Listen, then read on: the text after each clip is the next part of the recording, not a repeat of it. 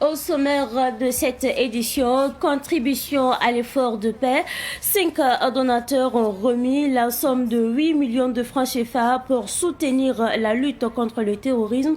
C'est le secrétaire général du ministère en charge de l'économie et des finances qui a reçu le don.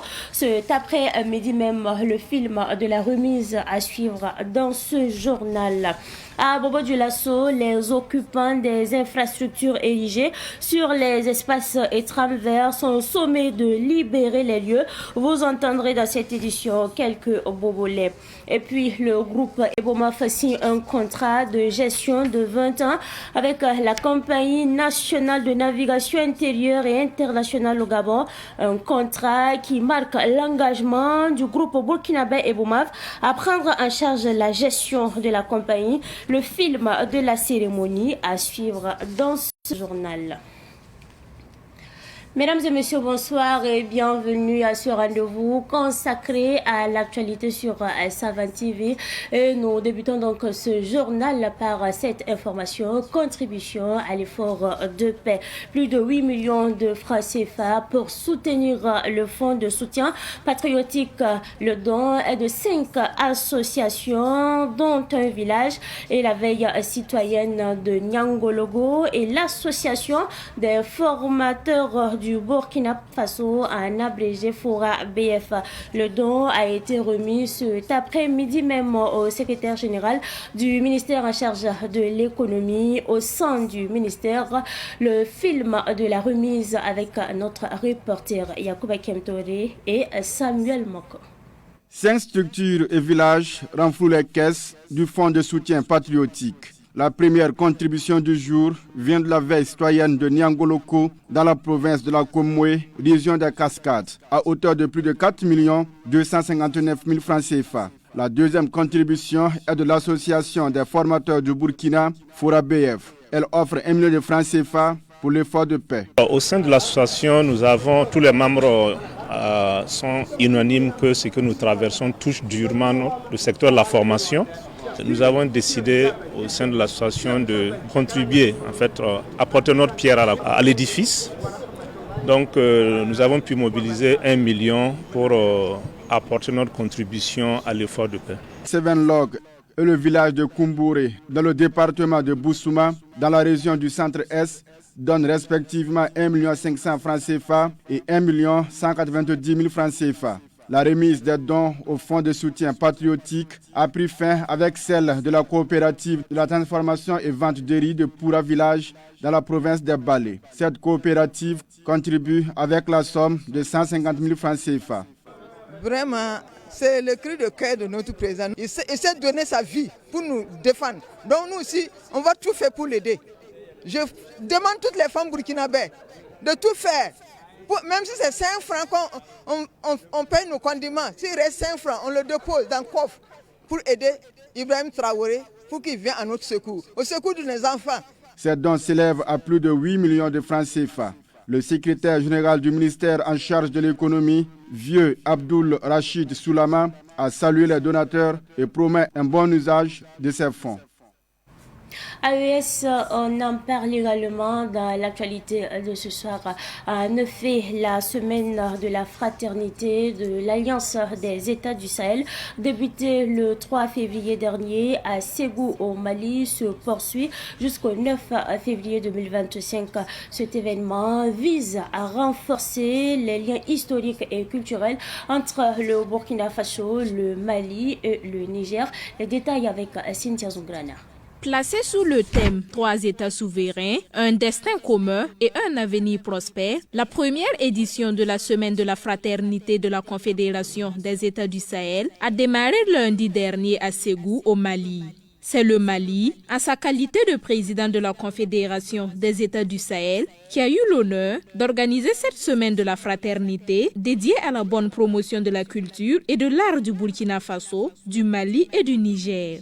Dès l'ouverture de la semaine, le ministre de l'Artisanat, de la Culture, de l'Industrie hôtelière et du Tourisme du Mali, Mahmoud Dafé, a affirmé que les 3 pays de l'AES sont une puissance culturelle mondiale. Pour le ministre de la Communication, de la Culture, des Arts et du Tourisme du Burkina Faso, Pegdouende Gilbert Ouedraogo, les autorités de la Confédération des États du Sahel accordent une place importante à la promotion et à la valorisation de la culture dans les 3 pays. Il a affirmé également que l'initiative de la Semaine de la Fraternité corrobore avec la volonté des 3 chefs d'État. Le ministre nigérien, colonel-major Abdourahmane Amadou, pour sa part, a affirmé que la célébration de cette semaine est l'affirmation d'un espace commun. À l'occasion de cette semaine, une soirée culturelle intitulée Nuit de l'AES s'est déroulée dans la nuit du 5 février au Quai des Arts de Ségou au Mali.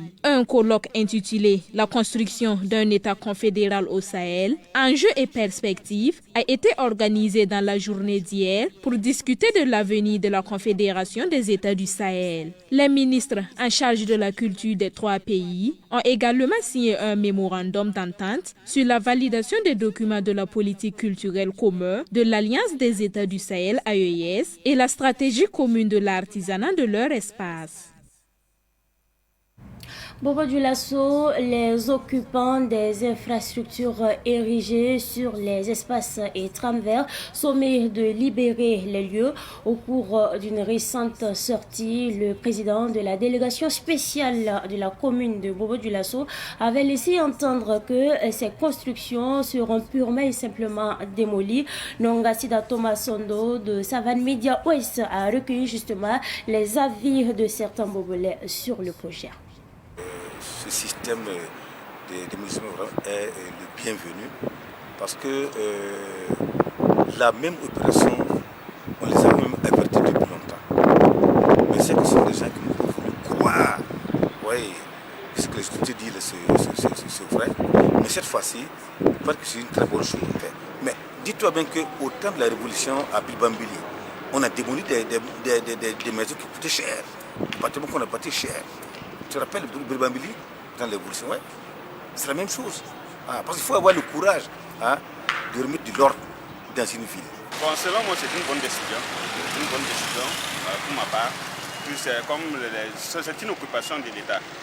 Voilà. Donc, du coup, si on dit de ne pas construire, ou de ne pas installer des kiosques ou bien des magasins dans ces lieux-là, on ne peut pas installer. Il y a d'autres qui vont négocier et puis installer. Après, bon, ils se voient que c'est démoli et ils se découragent. Voilà, mais selon moi, c'est une bonne idée. Bon, maintenant, l'idée vraiment de démolir ces constructions, bon, c'est bien, parce que c'est le bien de tous. Mais ce qu'on aurait souhaité est que vraiment qu'il y ait vraiment des phases de sensibilisation. Parce que quand on comprend, vraiment, ça devient facile. Voilà. Mais de ne pas vraiment se comporter comme dans le passé, on venait, voilà, on fait la force aux gens et puis voilà. Je sais que bon, déjà l'occupation anarchique, nous savons que c'est pas dans la légalité, mais allons mollo. Les investissements que les gens ont investis là, c'est vraiment gros. Et ça faisait même partie du développement de la ville comme les gens veulent. Mais malheureusement, ces maisons sont devenues démolies. Bon, on peut dire qu'ils ont rentré dans ces genres de parcelles-là sans savoir les marches normales. Donc moi je pense que souvent l'autorité est accusée aussi dans le vide. Mais moi j'invite à tout Burkinabé qui veut acquérir un terrain de rentrer profondément pour savoir de ce terrain-là si l'investissement qu'il va mener là ne va pas rentrer dans les foyers, quoi. Cette fois-ci, nous déposons nos valises au Gabon et nous parlons justement des autorités gabonaises qui ont célébré hier la signature du contrat de concession de la Compagnie nationale de navigation intérieure et internationale avec le groupe Ebomaf. La cérémonie a été donc présidée par le ministre des Transports et de la Marine marchande Jonathan Ignumba en présence de son homologue des comptes publics Charles Amba. Le point avec Sidiki Kabri. Cette concession, qui s'étendra sur 20 ans, représente un tournant pour la CDN2I, fleuron du secteur maritime gabonais. Sous le pavillon d'Ebomaf, La compagnie espère retrouver une stabilité économique et opérationnelle après des années de turbulence. En effet, la CEDEAO a souvent navigué en eau trouble, flottant le redressement judiciaire à plusieurs reprises. L'arrivée d'Ebomaf pourrait bien être le souffle nouveau dont elle a tant besoin. Depuis son arrivée au Gabon, son leadership n'a pas de pareil. C'est le lieu pour moi de rendre un vibrant hommage à ce digne fils du continent qui, depuis 35 ans, ne ménage aucun effort pour développer le partenariat sud-sud. Aboubakar Beye, coordonnateur des affaires d'Ebomaf au Gabon, a promis une feuille de route claire pour le redressement. Apurer la dette sociale, honorer les créances des fournisseurs et investir massivement dans l'outil de travail.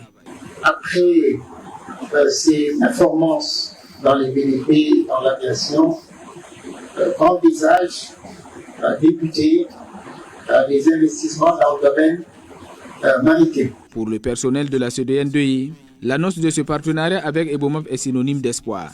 Après des années de doute et de frustration, les employés attendent une nouvelle dynamique qui pourrait bien transformer non seulement leur quotidien, mais également l'avenir de l'entreprise.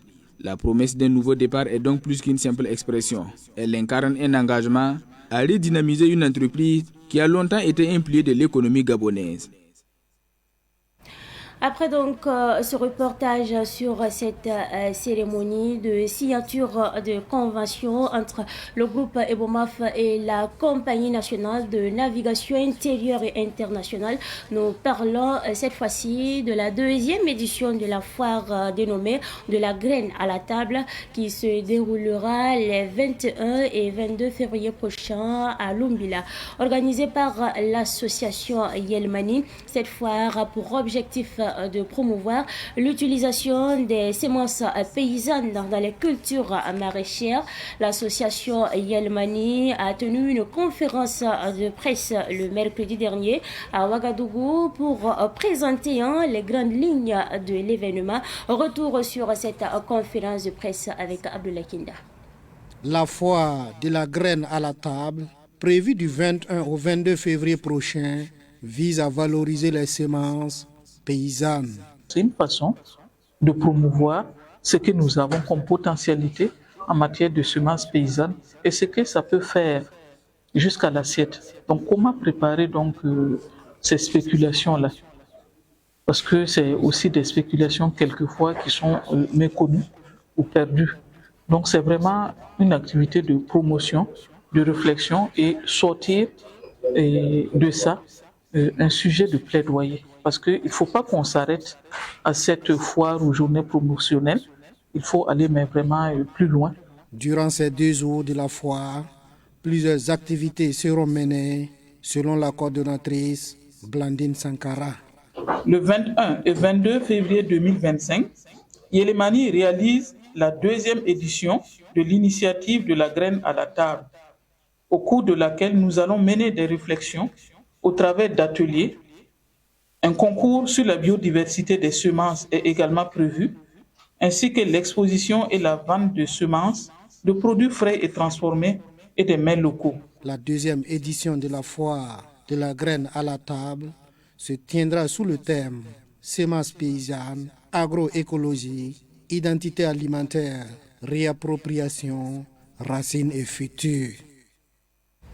L'actualité de ce 7 février 2025 est également marquée par la société ISMO International qui a procédé à l'assainissement des fosses septiques de Savane Média et du CSPS de Sandogo. Notons que cette opération est intervenue 2 mois après la promesse faite par le président directeur général de ISMO International, Ismaël Ouedraogo, lors de la journée interreligieuse. L'opération s'est déroulée hier dans l'après-midi. C'est un reportage signé Samuel Moko. Au cours de la 11e édition de la journée interreligieuse du journaliste Dieudonné Congo de Savane Média, le PDG de ISMO International a fait une promesse qu'il met désormais en exécution. Il s'agit d'assainir les centres de santé et les lieux de culte. La journée de la cohésion sociale que vous aviez organisée suite à la cohésion sociale religieuse, et j'avais promis que les mosquées, les CMA, les CSPS, les églises, je vais aller assainir gratuitement C'est ça qui montre que la cohésion sociale d'abord doit commencer par soi-même et après inviter les autres aussi à y adhérer. Donc cette promesse que j'avais tenue, c'est cette promesse aujourd'hui que je la tiens. Mais d'abord, le premier pas, c'est de venir d'abord à Savane Média. Vous qui avez comme ouvert la voie de la cohésion sociale, c'était mieux de venir d'abord ici et assainir vos toilettes. Et après, on va continuer dans les CMA et dans les CSPS. L'activité d'assainissement est gratuite. Et pour cette première phase, Savane Média dans l'arrondissement 6 et le CSPS de Sandogo dans l'arrondissement 7 de Ouagadougou ont reçu la visite de ISMO International. À Savane Média, Mahamadi Bamogo, directeur administratif et financier, se réjouit de l'initiative de ISMO International. Nous, personnellement, au niveau de Savane Média, on loue ce acte-là. Et on envoie nos encouragements et nos félicitations aux responsables de ISMO International d'avoir eu à penser que Savane Média est une structure qui méritait quand même de rentrer dans le flot de ses activités en termes de soutien dans le sens de l'assainissement. Après Savane Média, cap est mis sur le CSPS de Sandogo. Même son de cloche sur Amadou Ouedraogo, premier responsable de la formation sanitaire de Sandogo. Vraiment, la société est la bienvenue parce que les besoins y étaient. Vu son engagement pour nous accompagner, surtout la formation sanitaire, là où il y a tellement de besoins, voilà, on peut dire qu'on est déjà dépassé, on est satisfait. Voilà, nous les encourageons, nous prions que Dieu le dirige encore ensemble, que ces genres d'activités soient menées, que ça puisse s'étaler sur beaucoup de formations sanitaires, voilà, de la région et voir les pays. Ça va beaucoup nous épauler. Sinon, les besoins ne manquent pas au niveau des formations sanitaires, surtout côté assainissement. Une deuxième phase est prévue demain samedi dans d'autres CSPS et lieux de culte dans la ville de Ouagadougou. En pétanque, l'association Tel Taba de Ouagadougou a remporté le championnat national saison 2023-2024. Le championnat s'est déroulé à Manga, dans la région du centre-sud, les 1er et 2 février dernier. Le point de ce championnat avec notre journaliste sportif à maison, Ruben Wilson Kodio. 51 équipes issues de 8 ligues et 6 districts étaient au rendez-vous de ce championnat national de pétanque du côté de Manga. Après les éliminatoires, Tel Taba et Soutounoma se hissent en finale. Une finale amplement disputée, mais qui a vu la victoire de Tel Taba par 13 points à 7. C'est un niveau très élevé. Voilà, on a vu des clubs et des joueurs qui étaient préparés pour la compétition.